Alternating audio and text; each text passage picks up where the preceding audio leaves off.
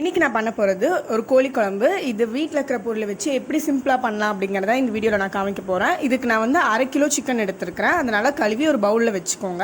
இப்போ இதுக்கு வந்து நான் நெக்ஸ்ட்டு மசாலா பொருள்லாம் போட்டு மேக்னேட் மாதிரி ஒன்று பண்ண போகிறேன். பண்ணி ஒரு 30 நிமிஷம் போல் அதை வச்சுட்டோன்னா அது நல்லா செட் ஆகிடும். ஸோ அதுக்கான மசாலா பொருள்லாம் பார்க்கலாம். அதுக்கு வந்து 2 ஸ்பூன் அளவுக்கு மஞ்சத்தூள் போட்டுக்கோங்க, 2 ஸ்பூன் அளவுக்கு தயிர், 1 ஸ்பூன் அளவுக்கு மிளகாய் தூள் போட்டுக்கோங்க, உப்பு தேவையான அளவுக்கு போட்டு இதை நல்லா மிக்ஸ் பண்ணி வச்சுக்கோங்க.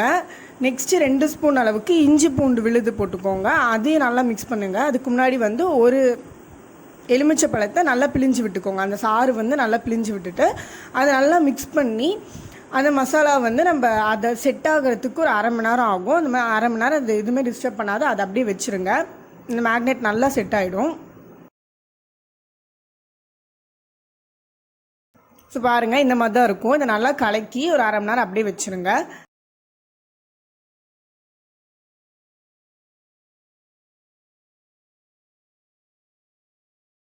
ஸோ நெக்ஸ்ட் இதுக்கு வந்து நான் கறி மசாலா தூள் பண்ண போகிறேன். இது நான் வந்து இன்ஸ்டண்ட்டாக பண்ணுறதுனால ரொம்ப டேஸ்ட்டாக இருக்கும். ஸோ அதுக்கு தேவையான பொருளாக வந்து 2 பட்டை,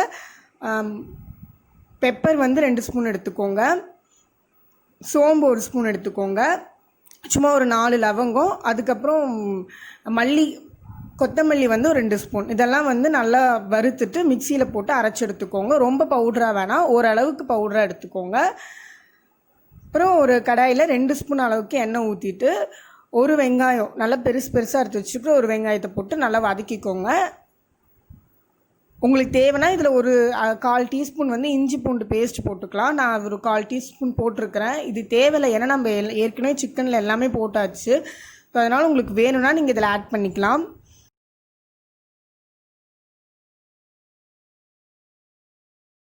பாருங்க, நான் கொஞ்சம் போட்டிருக்கிறேன். போட்டு அதை நல்லா வதக்கிட்டேன்.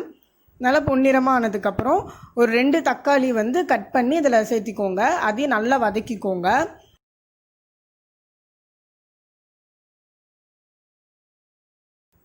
நல்லா பச்சை வாசனை போகிற வரையும் வதக்கிக்கோங்க.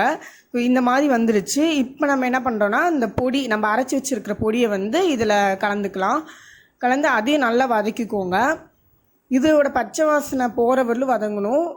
நம்ம ஊற்றின எண்ணெய் எல்லாமே இது அப்படியே மேலே வரும் பாருங்கள். இதுதான் அதோட பதம். இந்த மாதிரி வந்ததுக்கப்புறம் தான் வந்து இது வெந்துருச்சு அப்படின்னு நம்ம தெரிஞ்சுக்கலாம். இந்த மாதிரி பாருங்கள், நம்ம ஊற்றின எண்ணெய் எல்லாமே வந்துருச்சு வெளியில். ஸோ இதில் வந்து நம்ம 1 ஸ்பூன் அளவுக்கு மிளகாத்தூள் போட்டுக்கலாம். போட்டு அதையும் நல்லா வதக்கிக்கோங்க. ஸோ இந்த ஸ்டேஜில் வந்து நம்ம என்ன பண்ணுறோன்னா, நம்ம பண்ணி வச்ச மேக்னேட் வந்து நல்லா எடுத்து ஆட் பண்ணிவிட்டு நல்லா கலந்து விட்டுக்கோங்க. இது வேகிற அளவுக்கு நம்ம நல்லா கலந்து விட்டுக்கணும்.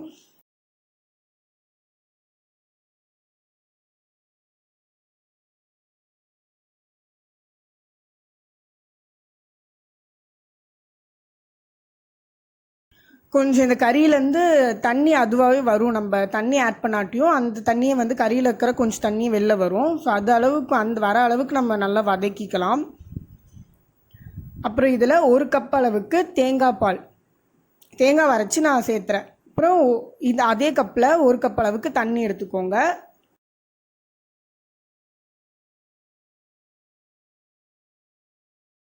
நல்லா மிக்ஸ் பண்ணிக்கோங்க. இந்த குழம்பு நல்லா வேகிற வரலும் நல்லா கொதி வரட்டும்.